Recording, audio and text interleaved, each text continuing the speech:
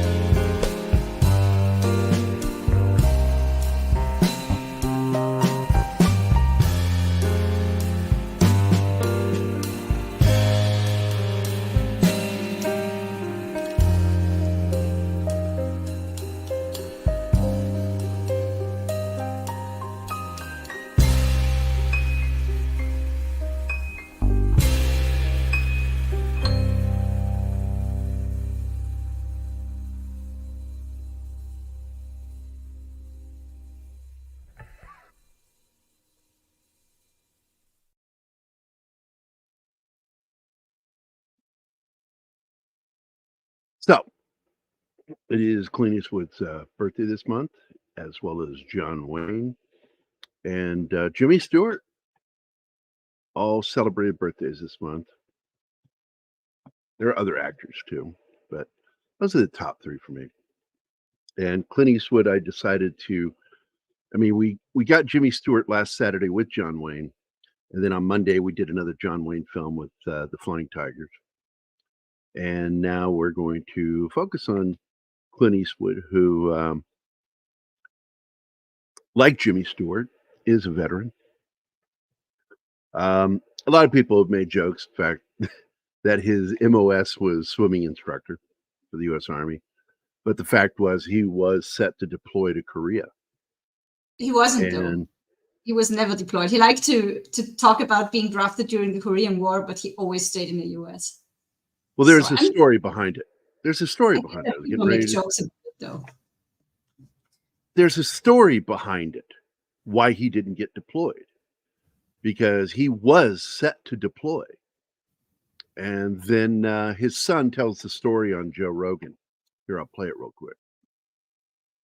And he's told the story other times. And one of the versions I heard, in fact, part of it I heard today, was that this was on the eve of his deployment.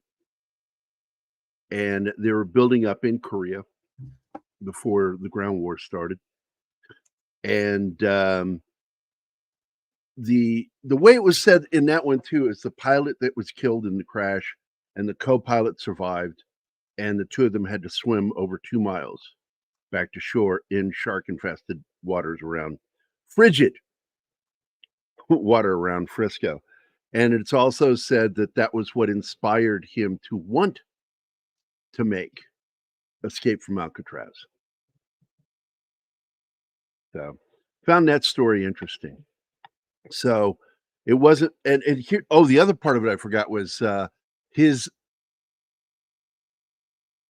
mother? I think his mother wasn't given word of his condition and was only told that they had crashed, and it's unknown if they were alive at the time. And he was actually in the hospital, wasn't able to contact her for like 2 days. So she was left unknown whether her son was alive or not. And Scott has told that story numerous times on different interviews, and it's fascinating interview.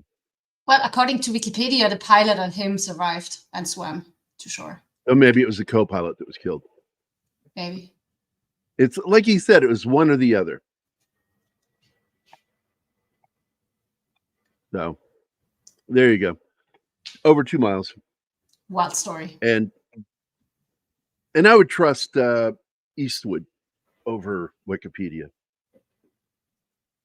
Well, he said he was going to butcher the details, so he was true himself. Yeah, that's not the only interview he did. He did more later. That was the first one. That was in 17. And he's done multiple interviews about it since, and I guarantee you he's talked to his dad about it since then to straighten shit out. So, but either way it goes, it's a fascinating story. And to find out, that's why he didn't get deployed. It's the only reason he didn't get deployed. Well, he also find out. There was it's very similar similar to what happened to they discovered the young actor that played Kylo Ren. I can't think of his name. On the eve of deployment, he got injured. Adam Driver. Yeah.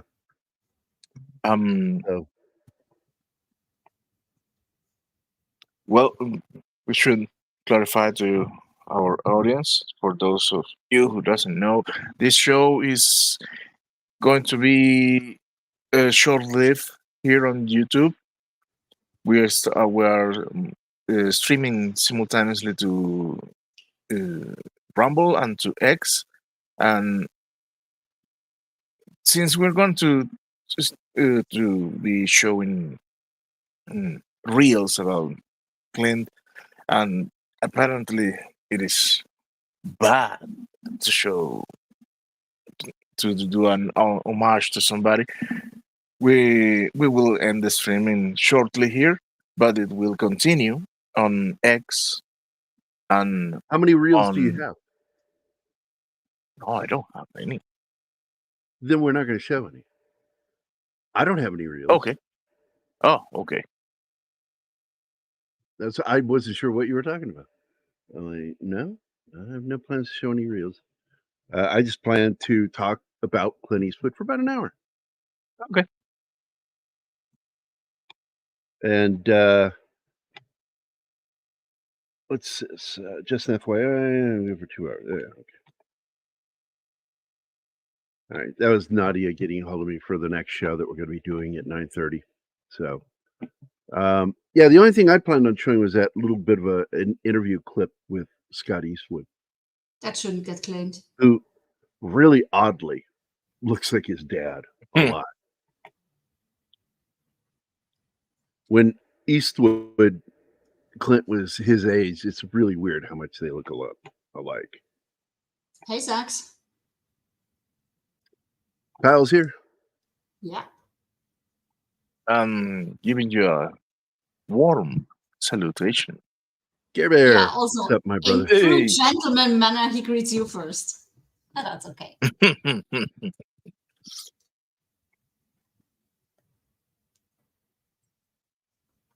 Okay. Let me play Kyle's video. Here we go. Fuck you, Kyle. There you go. Snort of Poopus Cuber is here. So, I don't know. I guess I'd like to talk about some of his films, you know.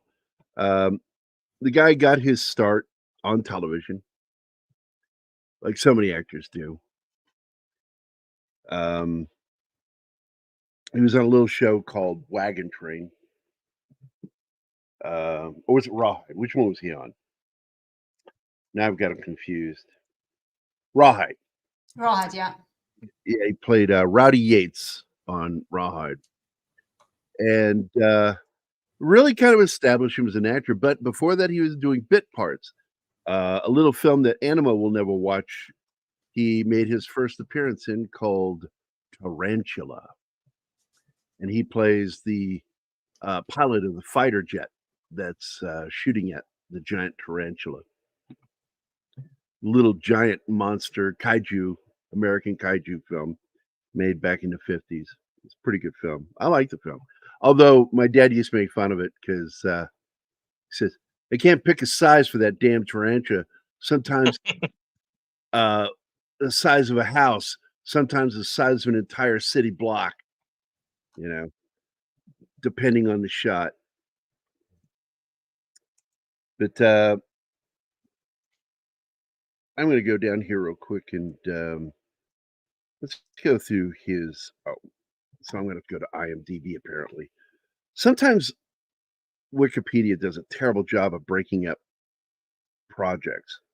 Well, apparently he was discovered while still in the military because a filming crew was shooting and one of the assistants spotted him and invited him to meet the director. And that's how he got into Rawhide. He was still in the military back then.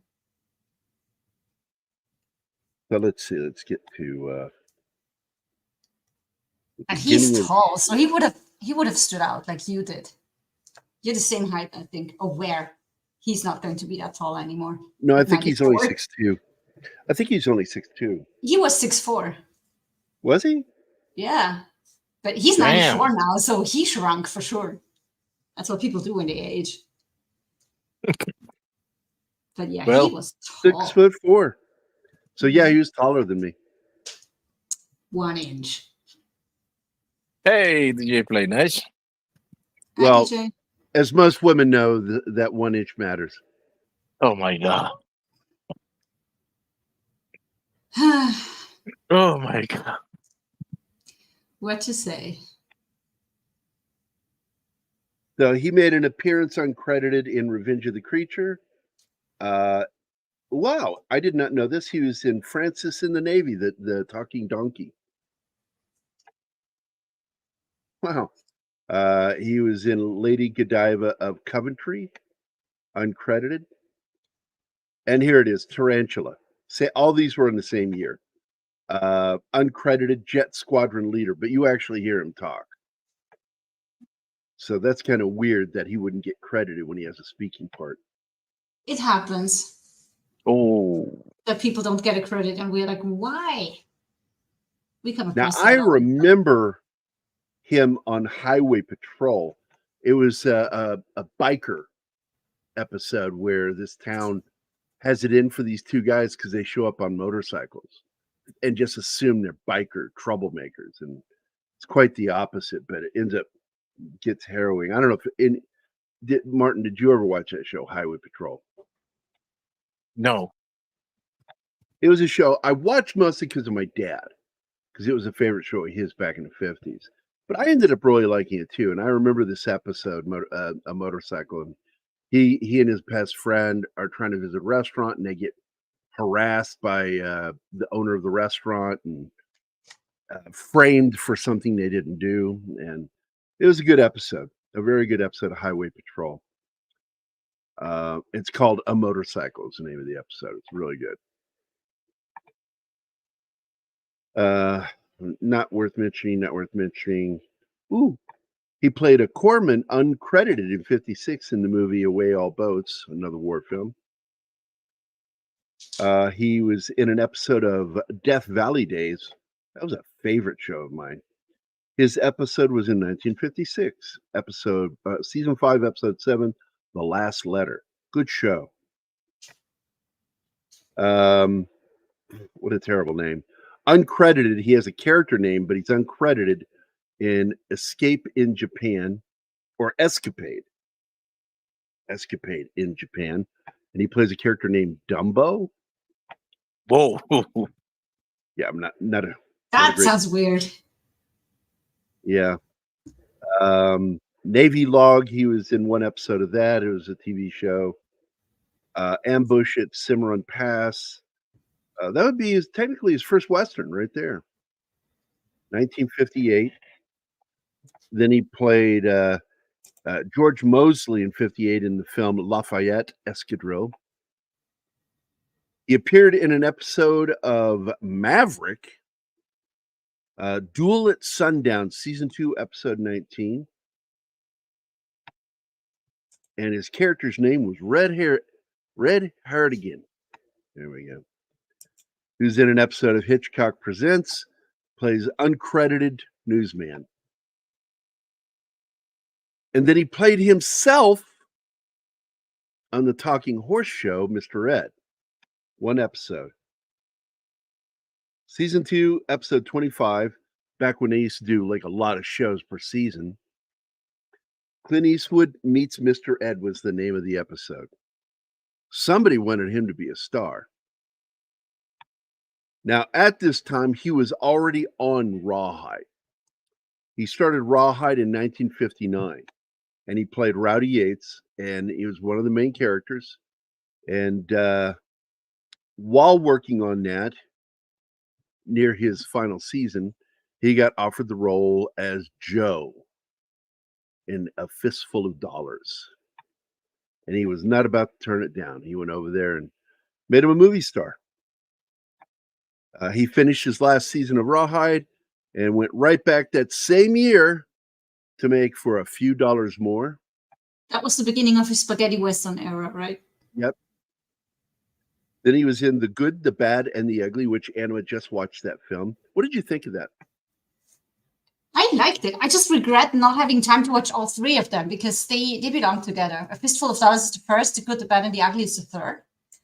And there's one in the middle that I forgot the name of. I wish I would have had time to watch it all, but the more shows I do with you, the more difficult it gets to prep. A Fistful of Dollars, For a Few Dollars More. Yeah. And then The Good, the Bad, and the Ugly. Those three movies. I know, but I only watched the third one. But I got to be honest, the third film is my favorite. That's why I watched it over the other two. And I had you point out the most important movies to watch because there was limited time to do so. Now, another good film that I liked, if we'd had time, I would have had you watch it, is Hang 'em High. He plays Marshal Jed Cooper. And it is a really good film, a little bit of a revenge film. You find out he'd been hanged. He has a scar on his neck. Oh, okay. Then he did the movie that would inspire the TV series McCloud, about a Texas marshal who goes to New York City. Did you see what Zach's just said? No. I don't know what to make of that. Oh. Are you serious, Kyle? No, I get it. No, I get it. I've never seen it, so either of it. Because it has a lot of spanking in it, a Rawhide. Anyway, yeah. So the movie Coogan's Bluff was it was a hit, but nowhere near some of the other films. But it's a really good film and a precursor to him playing Dirty Harry. But Coogan's Bluff is a very good film. It inspired McCloud. Then he made a little film with Richard Burton, good old Dickie Burton, called Where Eagles Dare. Now, the funny story behind that one is his character had a lot more dialogue in it. And Richard Burton felt so out of place making an action film because he was already having physical problems at this point from his alcoholism. He was suffering from rheumatoid arthritis, all kinds of shit. And he still drank. He was drunk usually by 1 PM. And so Clint Eastwood felt that his dialogue was weird. It didn't sound right coming from him. So what he ended up doing was trying to take more action away from Burton, who appreciated it because he didn't know how he was going to get through that. So he would do all the action and Burton got handed all the lines. And so Clint Eastwood really doesn't say a lot of lines in that film, Where Eagles Dare. It's a very good World War II film, action thriller. Then comes one of my favorite films that I would rather watch than certain other Lee Marvin films. Paint Your Wagon is the musical with Lee Marvin and Clint Eastwood. Yes, a musical. There is singing and dancing in it. Lee Marvin and Clint fucking Eastwood. Okay. It's fun. It is a fun film. That's what you say about the Killer Clowns from Outer Space, and I fucking hate that movie. No, it is different. No, come on. That movie's a parody. That movie is a parody of all my favorite. It is. You can say it all you want to. It doesn't make it so. The film is a silly parody of science fiction monster movies of the 50s, early 60s. So anyway, Paint Your Wagon, very good film, not great. Two Mules for Sister Sarah. I like the film, not that great. It's got Shirley MacLaine and Clint Eastwood. And he hadn't really, in my opinion, had not hit his stride yet for doing American Westerns. Then he turns around and he co-produces Kelly's Heroes. And because he's involved with the producing of it, he gets to handpick a lot of the actors, including Donald Sutherland, to play the what do you call it? Tank commander. And the movie is absolutely a counterculture action comedy heist film from the war, and it's based on a real incident. Yeah, and it's great. You should go check it out. We discussed it on Military Monday a while Yeah, ago. it is. Yeah, if you guys want to go check it out, we did talk about it on Military Monday. Don Rickles is so amazing in that film, and there's some behind the scenes footage of him roasting Clint Eastwood. It was really good. In fact, hold on a second. Let me see if I can find that. Don Rickles.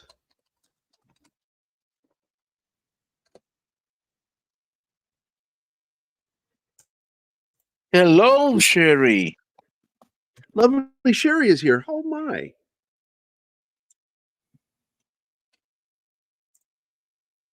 Yeah, here it is. I'm going to give this to you to share, Martin, in the private chat. Here you go. Okay. We shouldn't get claimed for this because I don't know who the fuck would own the rights to this. This is private film made public through the news. You want to share that? Right. Yes, I'm trying. Already. Okay. Present. Share screen. So while he's doing that, Good. the next Here film. we are. Oh wait, you got it. All right. Clint, we've been on the picture now with you about 2 days, and I want to say, on behalf of the whole cast, Clint, I'm fed up. Gee whiz, Clint, you got all the lines, and you just let us stand around. But you've been a great host to us, really. And standing next to you, I get the feeling you're a building and I'm a bad Fiat car or something. But you're a marvelous guy. Let me ask you this, Clint. Do you feel in your part? I mean, the role of Kelly. Have you given it some thought? Clint, over here, Clint, where I am. What script are we talking about anyway? How long have you had that problem, Clint? No, the picture of the Warriors, seriously speaking. I mean, basically, I read the script, and you read the script, and now that we both read it, let's get on a plane and go home. Because I think it's bad. Now, how long have you been in motion pictures? Clint. Is this About an hour. jobs? That's a good one, About Clint. 16 years. Clint got off a ripper there, folks. We've been going through this for 3 or 4 days with these little rippers. About 16 years. If you don't know this, Clint started out in Rawhide. He was the one that kept saying, yaha, yaha. And a producer one day said, get the dumbbell that's yelling yaha. And they hired Clint. And then he went to Italy and did a movie where you paid the company, I believe, in lira. We did 5,000 pounds of dollars, hang them low and high and swing them left to your right. And then he did 2 Pounds of Glory and the other big picture for Aldo Bagarazzo, called Clint Eastwood Was in Heat for a Werewolf, which was a biggie. And then he met Brian Hutton, our 9-year-old director, who is not here today, unfortunately. He's over on the set telling his friends the parts they had. Well, Brian Hutton's a great director. He's the one that said to Richard Burton one afternoon, Richard! As Richard was driving away. But he's a wonderful director. We'd have him on now, folks, but this is bedtime. And he's not allowed to stay up late. Clint, it was so great talking with you. Once again, you've shown the folks what a big bang-up star you are. Don't forget, folks, when you see Clint Eastwood in your local drive-in theaters, drive right into the screen. Come on, Clint. Man, I never knew Clint Eastwood was capable of laughter like that. Oh, Don Rickles made fun of him again later when he was receiving a Lifetime Achievement Award, and Rickles just shit all over him. But we can't show that one because that one is studio owned. So Kelly's Heroes, it was a hit. Had a hit song from it too, and he turns right around and he plays a bad guy.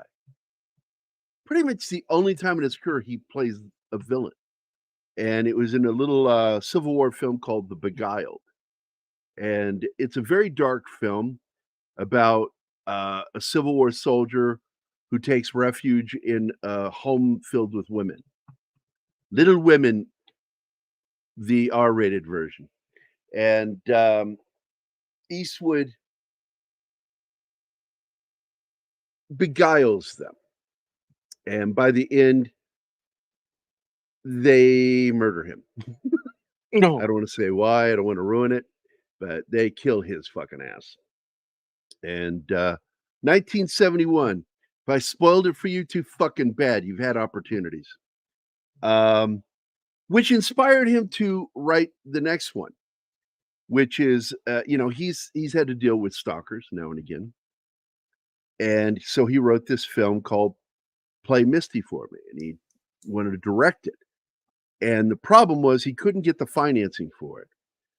And then Warner Brothers wanted to make a little police drama, procedural film, because they lost the original star, Frank Sinatra. Frank Sinatra could not hold up the 44 Magnum. He had broken his wrist, and his wrist couldn't handle holding up a weapon. He wanted to go with a smaller gun, and they said, it's really part of the character. It's important. That was his directing debut, right? Play Misty for Me. And so he got the money by agreeing to play Dirty Harry. And he made Play Misty for Me, which there's this great little homage to it in the film, because a lot of people don't know that famous street scene was actually shot on the Warner backlot, on their little city street. And the little movie theater sitting out front, which was also the same row of buildings used in Blade Runner, by the way, on the marquee, it just says Play Misty for Me as he walks by to go into the cafe to eat his little hot dog before the big shootout. So Dirty Harry is the next film, but the film previous to that was Play Misty for Me.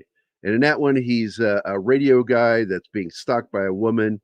He keeps asking for this one song, Play Misty for Me. And it gets pretty bloody. And by the way, I've recommended this for Toxic Tuesday because not only does he punch the woman at the end of the film, he kills her. Knocking her, I think, through the window and down the side of the building down into a valley where she perishes. And I'm like, you don't get more toxic than that. Did she fall weird? Sorry. I No, that was good. Yeah. She felt funny. She felt She felt- funny. Well, it's so you can really ought to see you can see the inspiration for Dread throwing Mama through the window. Yep. Guys, I'll need a couple. This is the one where I got my films crossed with him. Hang 'em High, he didn't have the rope burn on his neck. It's this film, Joe Kidd, and he wears a kerchief around his neck. And it's not the first time he does this. He does it again later in not High Plains Drifter, Pale Rider. But Joe Kidd is his next film, 1972, a very good Western. He plays a bounty hunter who's actually out to avenge himself on the men who hanged him and left him for dead. Wrongfully hanged him. And then he does another revenge film right after that one. This one is not one of my favorite films. My dad loved this movie. He took me to see it as a kid, 1973, High Plains Drifter, which is a ghost story. If you understand what's really going on, you understand that he is the ghost of the sheriff they murdered, coming back for a little revenge. He's going to paint the town red. It is also the film where he met a guy that would be friends with him until his death. You guys might remember this guy, Jeffrey Lewis. He was his best friend in Every Which Way But Loose and Any Which Way You Can. He was in a lot of Clint Eastwood films, bit parts. I think the thing that most people remember him for is as the groundskeeper for the cemetery that ends up getting bit by a vampire in Salem's Lot. It sits in that rocking chair. That scene. Because you just mentioned Any Which Way But Loose. I think from all the Eastwood movies I've seen in the past weeks, that's my favorite so far. Well, it's a comedy. It's a straightforward comedy, and I love that. And he did like 7 films, a ridiculous amount of films with Sandra Locke. They had a turgid relationship. She was never able to get a divorce, or I guess didn't want a divorce from her previous husband, who she was his beard, and this was what protected him being married to her from being outed as being gay in Hollywood. But High Plains Drifter made a good amount of money. And then he did a little film. I've never actually seen this movie, nor have I ever really wanted it. This is where he met Sandra Locke. It's a movie called Breezy. But then he did the sequel to Dirty Harry, Magnum Force. And Now, I that's the want to second point of out, 5 movies. He played the role 5 times. I was surprised to find that out because the way you told me, I thought Magnum Force is the sequel and that's it. But there's 3 more no, movies. there are a where he plays lot Harry more. Callahan. It's just those are the 2 best of the Clint Eastwood Dirty Harry films. Yeah. In my opinion, they're the 2 better films. He plays him 3 more Magnum times. Force also had, oh my gosh, what's his name from Animal House was in it. Played Otter. He plays one of the cops, and then David Soul from Starsky and Hutch played one of the bad vigilante cops. It's a very good film. I do like that film. Tyne Daly is in it from what was the 2 women cops in the 80s? What was that show called?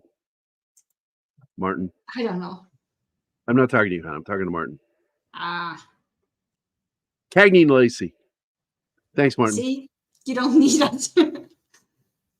So after he does Magnum Force, he does in 1974. I was 10 years old. I remember going to see this with my dad. Thunderbolt and Lightfoot, which is a great little film. It really is. It was an indie heist film, and Jeff Bridges is his buddy, you know. And I just so thoroughly love that film. And one little connection I have is when I did the Bruce Campbell movie poster for running time for Synapse Films, the owner of Synapse asked me to do an homage to the poster for Thunderbolt and Lightfoot. So the poster I did of Bruce Campbell was a direct homage to Thunderbolt and Lightfoot movie poster. Now the next film, not that great a film, Iger Sanction, which was based off a book, which was based off of, at least part of the story is based off of a real climber and part of his story. It just didn't work. It was, I think they wanted to make kind of a Bondian action film with Clint Eastwood doing his own climbing stunts in it, like Stallone would do later. It just didn't click. It didn't make a lot of money. But the next film, which he got the funding for again from Warner Brothers, was The Outlaw Josie Wales. And he directed it and starred in it. And again, brought Sandra Locke along for the ride. And let's see. They have an amazing chemistry. They really do. It's so obvious. It's great to see them together. Yes, he is a jazz and blues fan. And you can actually go on YouTube and find videos of him playing piano. He also plays piano in another film, and I'll bring it up later. But after he does Outlaw Josie Wales, which is a film that I've never heard my dad should have been a continuity editor because he catches anything and everything that's not right in a shot. That's not what he did before. That's not where he had a different hand. My dad was on that shit. And he got mad at that film because in one scene, that final battle, where the sun was at in the sky changed from shot to shot. Sometimes it was like low to the horizon, long shadows, short shadows because it was up in the sky. And I said, the reason why is because the bulk of the money that went in that film was from him, Malpaso Studios, his production company. He paid out of his pocket for a lot of that. In that final scene, he paid for that final scene alone because the Warner didn't want to pay anymore for it.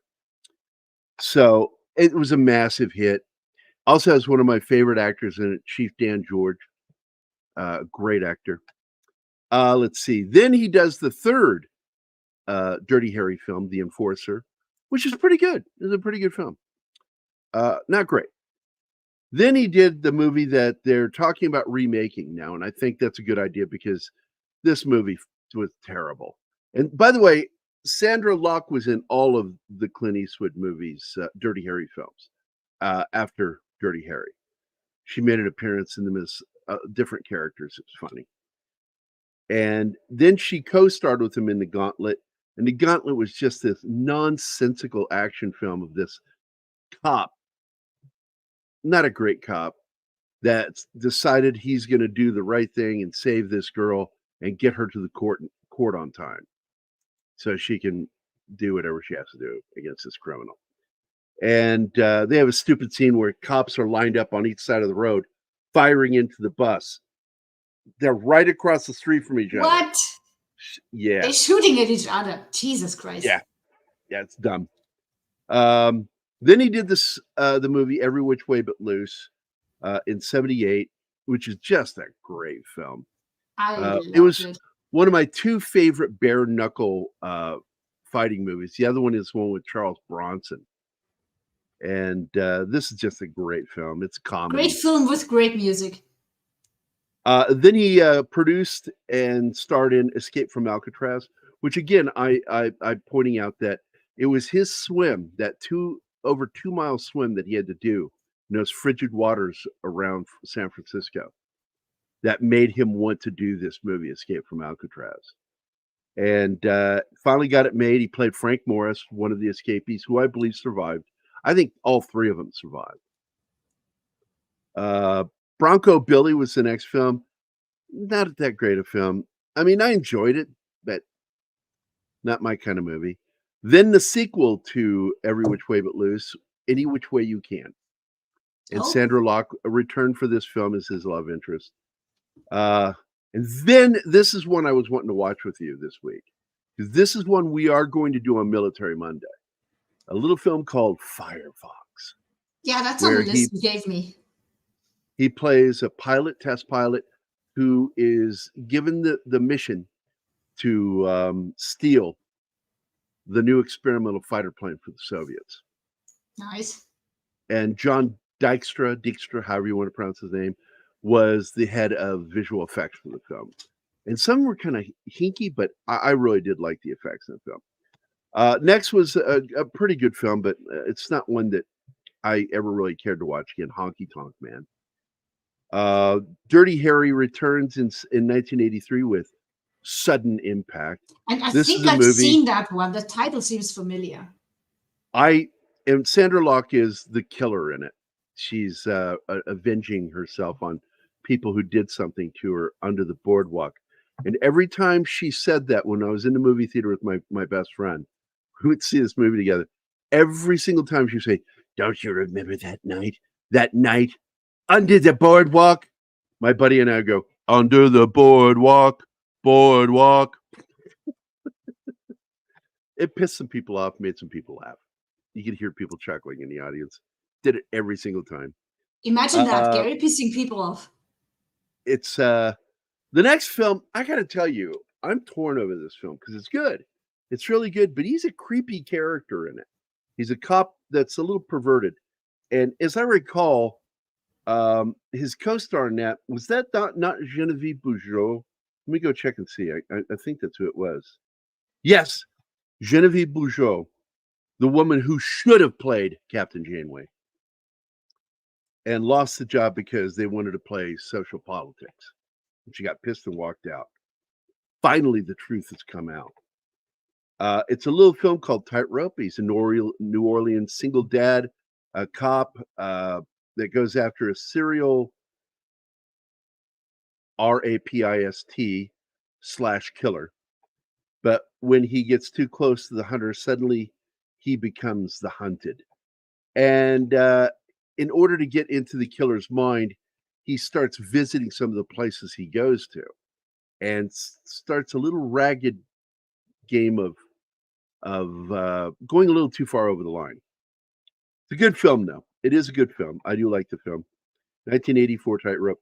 Here's a film I do want to do sometime on a Saturday or on Wednesday. Probably Saturday. It's probably better with Saturday film. A little film called City Heat, where he and one of his closest friends that he'd never been in a movie before with, Burt Reynolds. Because a lot of people don't know the true story that both of those guys were fired from the studio the same day. And that's how they became friends. Burt was fired from the show Showboat with what's his name? Carl Kolchak, Darren McGavin, because Darren McGavin said something that pissed him off when he was talking to one of the female dancers on the set, and they got into a fisticuff, and Burt Reynolds lifted him up over his head and threw him off the second story of the boat into the water. Whoa. And he got called into the office, and he was in there with Clint Eastwood. And I'm trying to remember how it goes. I think it was "You're Too Tall" was why Clint Eastwood got fired. And they fired Burt because he can't act, is what they told him. But it was because he got in a fight. And in the end, Burt walks outside with him. He says, "Man, I feel bad for you." And Clint's like, "How's that?" He says, "Well, you can never get any shorter. I can learn to act." I like that. Hey, Timmy's here. Yes, hey, it is. Tim. Okay. Go do it. Oh, it is absolutely a mess of a film, Tree Rock. Actually is, but I still fucking love it. The competition over who has the bigger gun just cracks me up. Okay. Here we go with Tim's video. By what name are you known? There are some who call me Tim. Now, some who call me icky, icky, icky. Anyway, so City Heat, it flopped. It didn't make any money, but I love it because it's got two of my favorite iconic actors in it, and to find out in real life that those two were like close friends, like get the fuck out of here! Never knew that. So Pale Rider is the next film, and I consider that sort of the end of the I forget what the nickname for his cowboy character was. The Man with No Name. That was what it was called. Man with No Name. Pale Rider is the last of the Man with No Name westerns by Clint Eastwood. And this one, again, just like with High Plains Drifter, there's a hint to a supernatural element to this character, that he's come to avenge himself on this town. Again, he's wearing a kerchief across his throat, hiding something. Don't know. Great fucking film. I really do like it. It was one of the early big films for Christopher Penn, Sean Penn's younger brother, who sadly died young. I really miss that guy. He was the actor in the family, in my opinion. Christopher Penn was. Sean, he has his moments. Pale Rider was a hit. Got some great nominations. Then comes the war film that we've done on Military Monday, Heartbreak Ridge, which was fucked from the beginning because it was meant to be an army film because that's who fought at Heartbreak Ridge. And 2nd Infantry Division, as I recall. The one with the star with the Indian Chief patch. And ended up, they took it to the Marine Corps because the Army refused to work on it when they read the script. So the Marine Corps is like, yeah, because they're gung-ho. And then like 3/4 of the way through the film, they're like, wait a minute. No, we want out. And they did. They quit. So the rest of the film had to be done without the Marine Corps' help. It's got some great moments in it. I love the film for Gunny Highway is the best part of that film with some of his quotes like, why don't you lay there and bleed a while before you taste some real pain? Yeah. You sure do get off Rouston Marines. I had no idea that was your sexual persuasion. It's like, wait, what? The guy's like, what did you just say? Yeah, Chris Penn was dope in Reservoir Dogs. I agree with you. He's good in anything he's in, man. He was my favorite part of Footloose as the redneck buddy. He said, well, you know who wrote, like they're in the VW, and he goes, you know who wrote that song, right? And they're playing a police song, and he goes, oh, the police. And he goes, yeah, that's right. You know, the police are behind us, pulling him over. I like that scene. And he got his own theme song in it. Let's hear it for the boy. Remember that song? Oh, yeah. I love that song. I love the musical. I remember his last film. It broke my heart. He did a film with Tim Roth. It was a lie detector film. They've got to figure out if Tim Roth is the killer, and it's him and his partner trying to figure out if he's the killer or not. So, but anyway, Heartbreak Ridge. It's a good film, not a great film. Weakest part of it is Mario Van Peebles. He's just terrible in it. Then he does the final Clint Eastwood Dirty Harry film, The Deadpool, the movie that featured Liam Neeson and Jim Carrey in the same fucking movie. So That sounds like something I should watch. it's a fun film. It's a fun film. It's not great. It's not like the first two Dirty Harrys, but it's a fun film. It's worth watching. I'm definitely going to watch the second one. But Well, this is the one Dirty Harry film he made without Sandra Locke. They had already broken up. So next film, 89, was Pink Cadillac. I'm not a fan. I'm not a fan of that film. I love him. But his next movie came out while I was in the Army, and I saw it on Military Post, called White Hunter Black Heart, which started out as a straightforward biopic about actor-director John Huston and how he wanted to go on a safari to hunt elephants. And he did the movie The African Queen with Bogart and Katharine Hepburn there in Africa, just so he could go on this hunt. And he goes on the hunt, and just like in the movie, a local tribesman is killed by an elephant during his hunting. And it ends with him being broken by it. And he gives up the hunt, doesn't want to kill an elephant, and goes back to the movie set and makes the damn movie. It's a hell of a movie, The African Queen. But if you've never seen this movie, White Hunter Black Heart, I highly recommend this film. Very good film. And when you see Clint Eastwood play this character, John Wilson, he is doing a perfect impression of John Huston. Spot on. The voice, it's dead on, John Huston. Then he does a comedy buddy cop film called The Rookie. I'm not a fan. I don't like Charlie Sheen hardly anything. yeah, no, It's like, me neither. I liked him in Platoon, and I liked him in my God, the baseball movie, Major League, and the sequel. That's about it. That's almost all I liked him in as far as films. I couldn't stand him in anything else. I just don't think he's a very good actor. Then comes the movie that Anima got to watch today, Unforgiven, written by David Webb Peoples, the guy who co-wrote Blade Runner, also wrote Soldier with Kurt Russell, one of my favorite screenwriters. He had this script for a while and it was holding it. He'd had it over, I think, 15 years, been holding on to Wow. it. And finally found the right moment to make this film. And I think he's the right age to play Bill Money. Well, knowing that his wife Killer died women at and children. 29 years old, his wife died, and that's 3 years in the past. So he's I've like killed twice women. her age. I've killed children. Hell, I've killed things that crawled and walked. That's the one thing about Everything. him that's odd. And the other thing is that he married this very young girl and had 2 kids with her. And then she died from smallpox.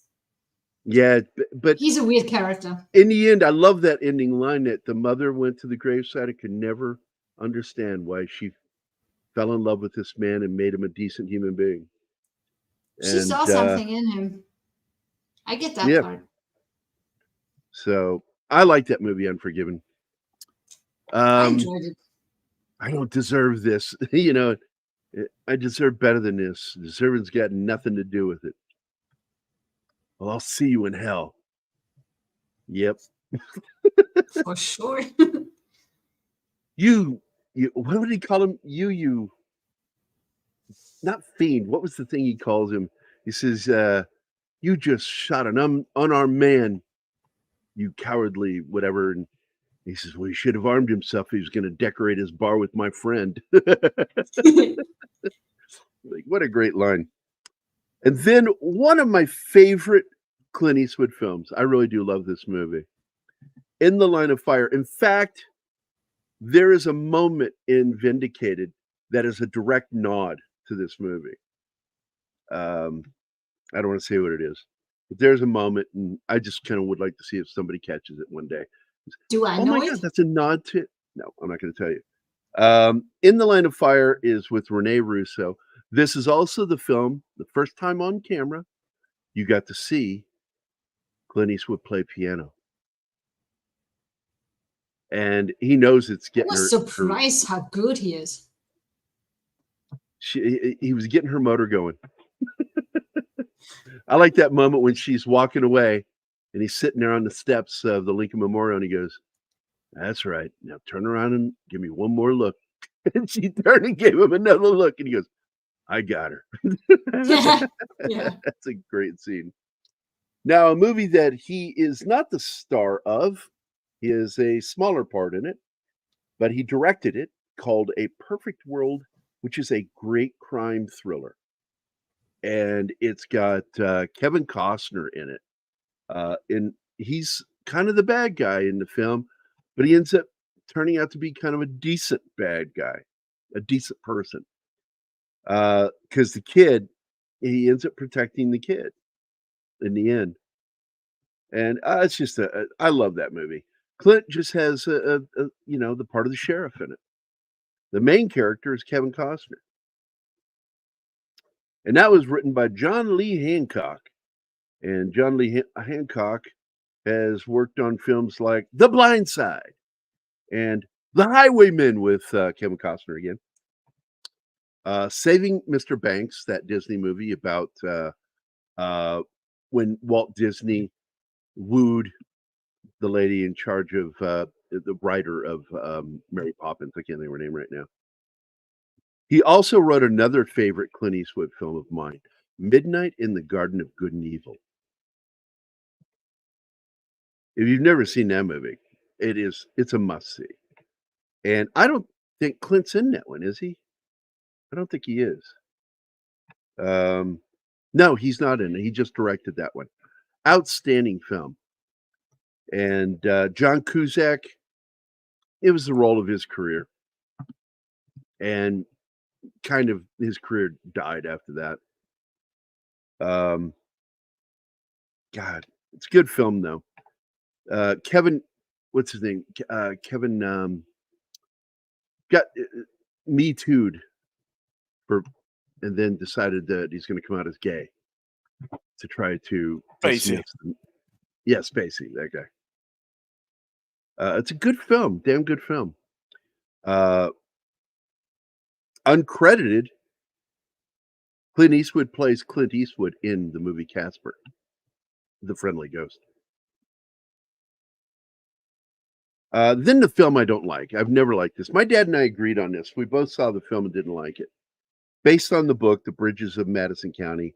I don't like films about infidelity. I'm just not a fan of it. I think that infidelity is inexcusable. Oh wow, this movie is really good. He plays Luther Whitney in this movie Absolute Power, where, as I recall, he's a burglar, right? And he ends up burgling this house or doing something in his house, and ends up being witness to a murder. And the president is played by Gene Hackman. So it was another film with Gene Hackman that he got to do. It's a very good thriller. And I do believe his daughter is in that movie too, Allison Eastwood. Then there's, I'm trying to remember, True Crime was where he's got to prove, yes, he has to prove the guy's innocence. Otherwise, he's going to be executed at midnight story. And it's a really good taut thriller because when he figures out who the killer is, it's like, oh shit moment. Same with Blood Work was kind of, I got to tell you, Blood Work and True Crime are very similar films thematically. Still, it's a good film, 2002. But in between the two of them, he did one that I really liked, Space Cowboys, with James Garner, Tommy Lee Jones, and Donald Sutherland, all of his friends that he's made movies with before. Love that movie. Bunch of old guys are going to go into space. I saw that right here in Missouri back in, what year was that? 2000. I saw it at the drive-in theater south of Springfield in, I think, Marysville or Marion, wherever it is. And let's see. Bloodwork was next. And then $1 Million Baby. He's in the film. He directed it as well. And it's a powerful film, but it's a film I can't watch more than once. Cusack, by the way, Kingsport Cal, was one of my favorites until he started getting stupid and fucking with his fan base. But like the last really good film with him, I'm not sure which one came first. The Record Store one, I forgot what the name of it is. Something Records. Oh, it was a good film. Jack Black's in it. And then he also did a hitman comedy called Gross Point Blank. And I love both those films. They both came out right around the same time. Really good films. And after that, I wasn't really too pleased with his films. It had nothing to do with his politics. He did that movie Serendipitous or Serendipity, whatever it's called. It was pedantic at best. Let's see. $1 Million Baby, great film. Gran Torino, 2008, man. What a movie. What a movie. If you have not seen that movie, I feel sorry for you. That is one of the best old man getting revenge movies I've ever seen. Get off my lawn. Now, here's a film I felt he was a little too old for, but it was still really good. Is Trouble with the Curve.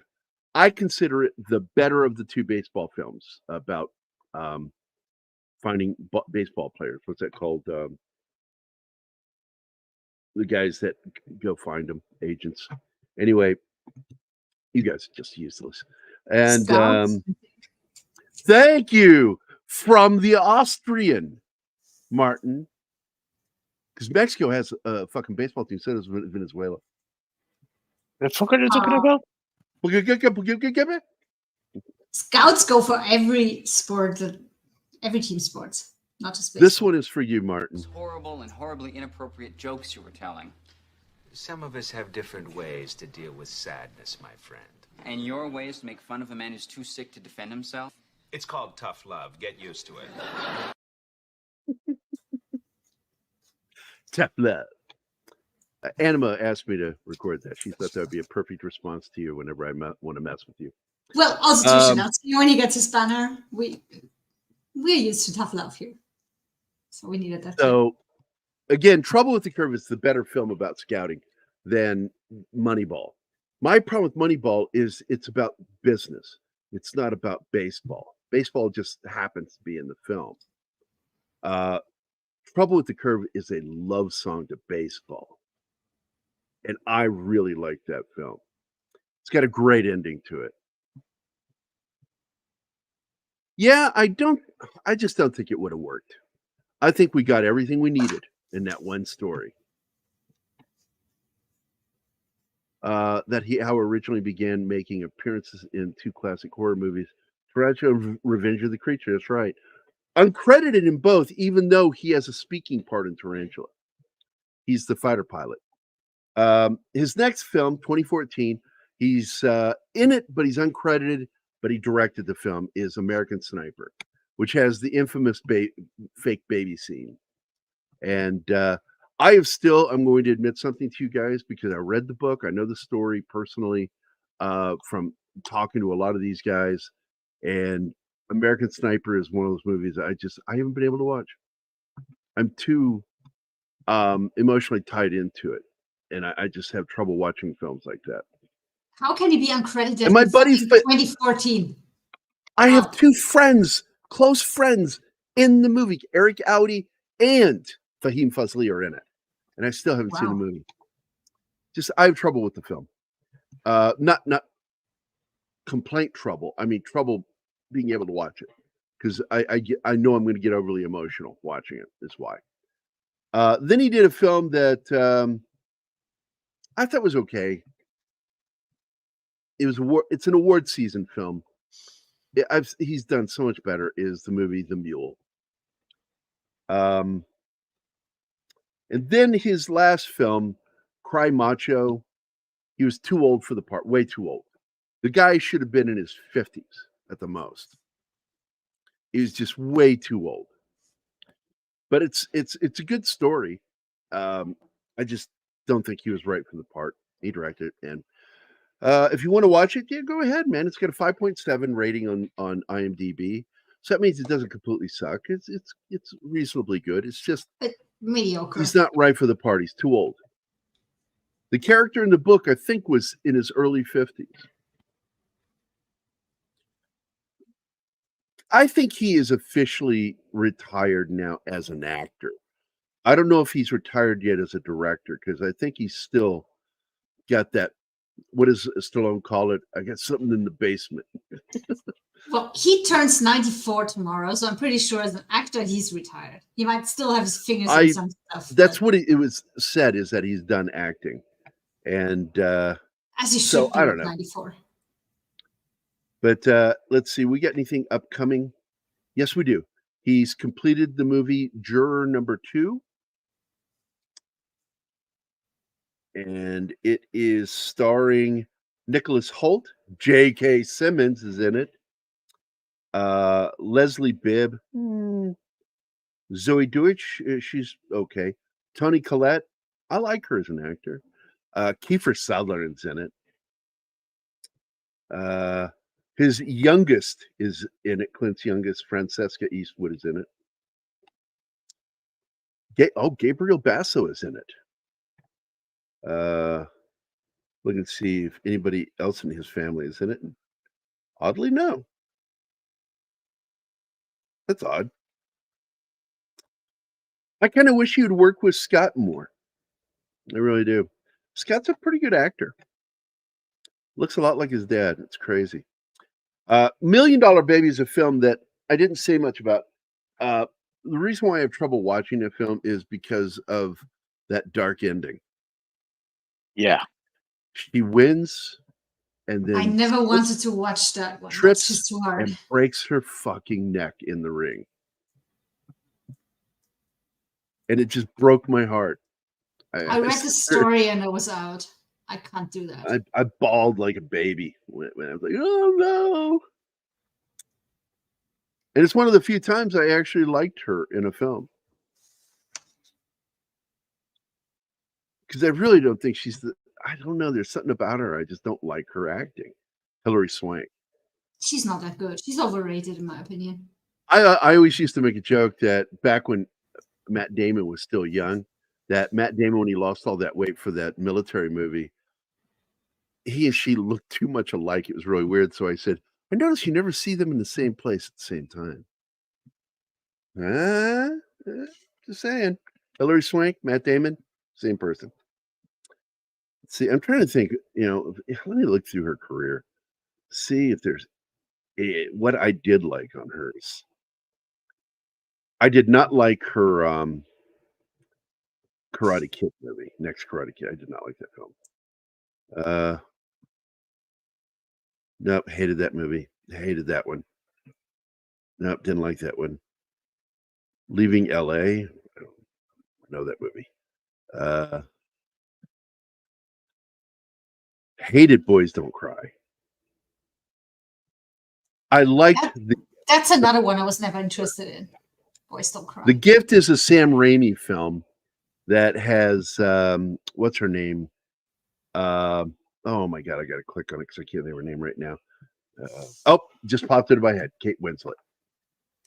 She plays a Southern girl who has special powers, and it's a thriller. And it's dark, mysterious, mystical thriller. She was in Insomnia, and even though she wasn't great in it, I do like that movie, Insomnia. No, The Core could have been a good film if it hadn't had her. No, it could have been a good film with another rewrite on the script. No, don't care. $1 Million Baby, I love that movie, but God, it broke my heart. I don't like the movie The Black Dahlia because of both women in it. I couldn't stand her or the redhead that played Black Widow in it, Scarlett Johansson. Black Dahlia should have been a better film. Let's see, The Reaping, P.S. I Love You. Didn't like that film. I never even saw Amelia. Wasn't interested in, even though she looks like Amelia Earhart. That's the one I named my cat after. Amelia. That's why The Amelia Homesman is a called film Amelia. that I do want to see sometime. Tommy Lee Jones and her. It's a great book, is why I want to see the film eventually. It's a very, very good book. But that's it. I just don't like her. So, but that's it for Clint Eastwood. I mean, one of the films I liked that he directed was the story about the train, the Paris train, that the American soldiers stopped that terrorist act on. And I thought that was a damn good film. Much better than it got credit for. Sully is a good film. I do like that one. Here it is. 1517 to Paris is the one. And I love the movie Jersey Boys. I didn't like J. Edgar. Hereafter, I don't think it knew what it wanted to be. I had trouble with that film. Never saw Invictus. Didn't like The Changeling. I did not like Letters to Iwo Jima or Flags of Our Fathers. I didn't like either film. Let's see. Mystic River was a good film. The Midnight in the Garden of Good and Evil is another one he just directed. It's a very good film. Hated The Rookie. Bird, about Charlie Bird. Great film about jazz and blues.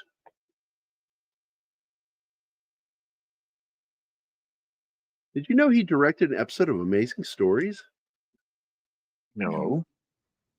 Season 1, episode 12, Vanessa in the Garden, was directed by Clint Eastwood. I love that series.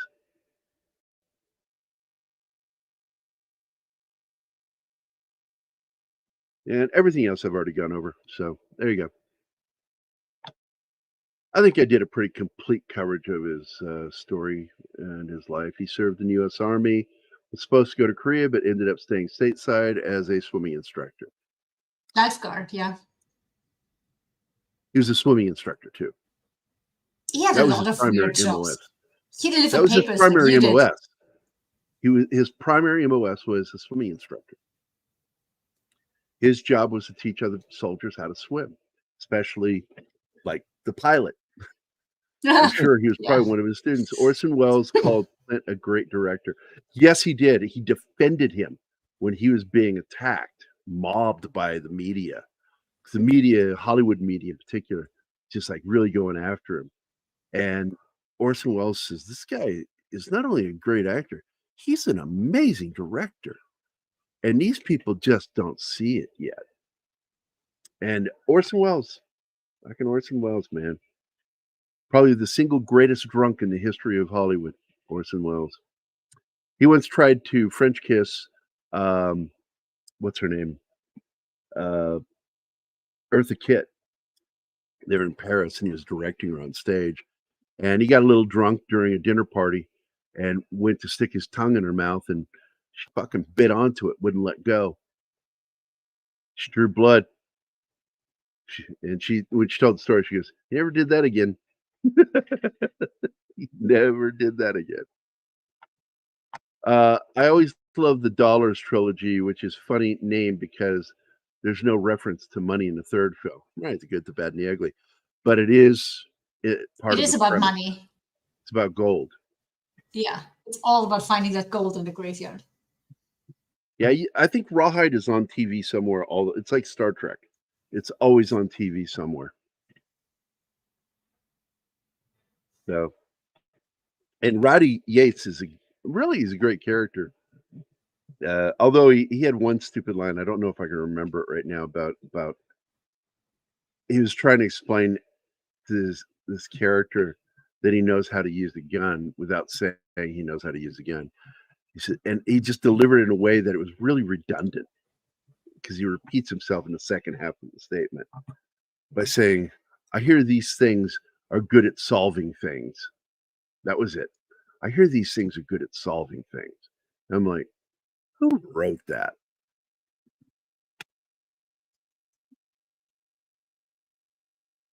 By the way, one of the cool things about the movie The Gauntlet, the really dumb film, is the movie poster was painted by none other than Frank Frazetta. And here we go. I'm going to share my screen so you can see. I always loved that painting, man. I never got a poster of it, but I had a black and white print of it out of the Washington Post TV magazine. So it's like this big. It was the size of a small poster, but in black and white. But I didn't care. I put it on my wall. It was gorgeous. Sandra Locke and Clint Eastwood, The Gauntlet.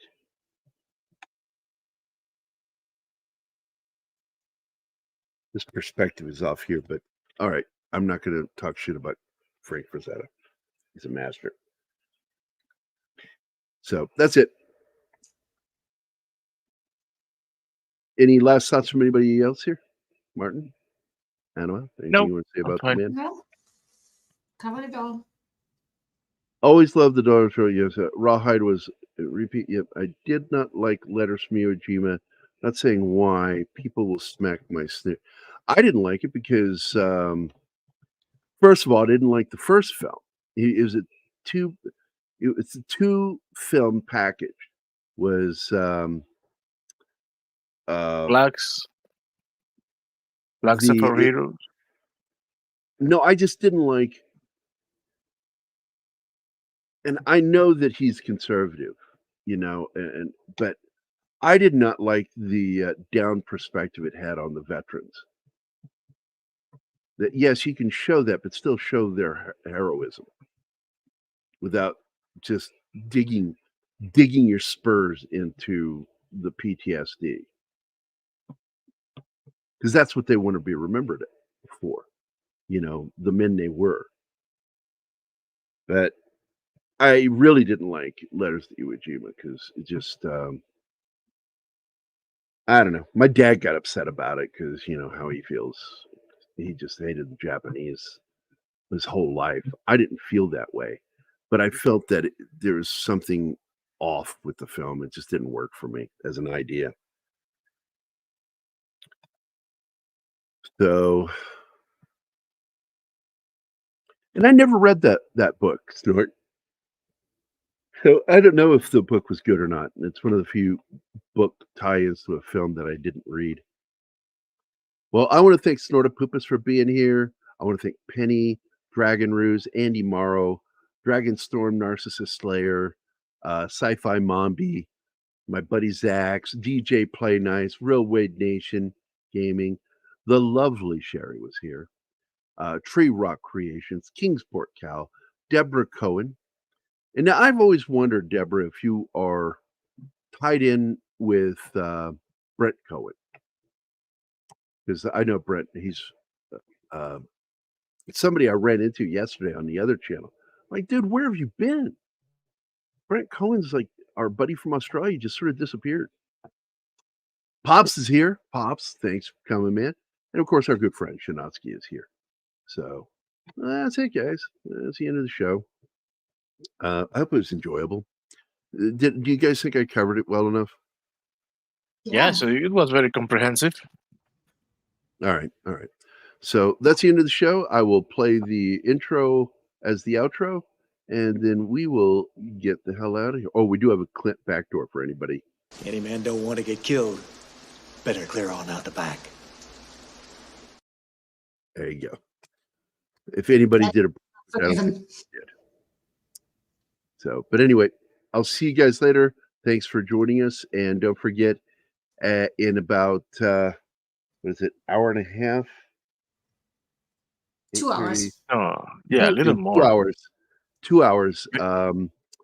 Greg from Fanzine and our good friend Nadia is going to be joining us, and we're going to be talking about Killer Clowns from Outer Space. Hey, So, Dad, man. Yes. You came in right at the end. Dead man. Well, I'm glad, man. It's good to see you, buddy. All right, we're ending the show though. We're heading out, so I'm going to play the intro as the outro. And Bye, nerds. wait, what was that? What was that? What was that? What was that? What? By Deborah? Oh, did Deborah answer my question? If she's No, she's just saying great show. Oh. Thank you for that. I was Deborah. just wondering if she's tied in and knows Brent Cohen. So anyway, all right, we're out here, guys. Talk to you later. Good night. See? Well, I guess they had it coming. We all have it coming, kid.